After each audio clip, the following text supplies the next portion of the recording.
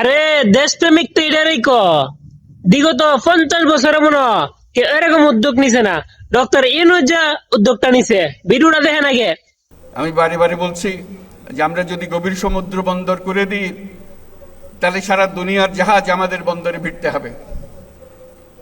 আমাদের পণ্য সিঙ্গাপুরে খালাস করে দিয়ে চলে যেতে হবে না, অন্য দেশে পণ্য সিঙ্গাপুরে খালাস করে দিয়ে যেতে হবে না, আমাদের দুয়ার পর্যন্ত নিয়ে আসতে হবে পারবে। এবং অন্যান্য দেশের যারা সুযোগ দিতে পারবে না তাদের পণ্য এখানে দিয়ে যাবে, আমাদের এখান থেকে তারা নিয়ে যাবে। কাজে একটা বিরাট সুযোগ। আর বঙ্গোপসাগরে মাছেরও তো একটা বিষয় আছে। অন্য দেশের মাঝিরা এসে, আমাদের মৎস্যজীবীরা আছে, এসে আমাদের পানি থেকে তারা মাছ শিকার করে নিয়ে যায়।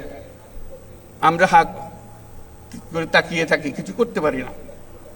আমাদের মাছ দিয়ে যায়, আমরা আমাদের মাছ ঘরে আনতে পারি না। এটার থেকে তো আমাদের উদ্ধার পেতে হবে। সেই বঙ্গোপসাগরকে মিলিয়ে, তার উপকূলকে মিলিয়ে আমরা সমস্ত বাংলাদেশ পরিবর্তন করে ফেলতে পারি। আমাদের পরিকল্পনায় যদি আমরা মাতারবাড়ি, কক্সবাজার সবকিছু মিলিয়ে, মহেশখালী সবকিছু মিলিয়ে আমরা যদি একযোগে বন্দর উন্নত করি তাহলে পুরো এলাকা নতুন সিঙ্গাপুরে পরিণত হবে। এটা নির্ঘাত, এটার থেকে কেউ বাইরে যেতে পারবে না।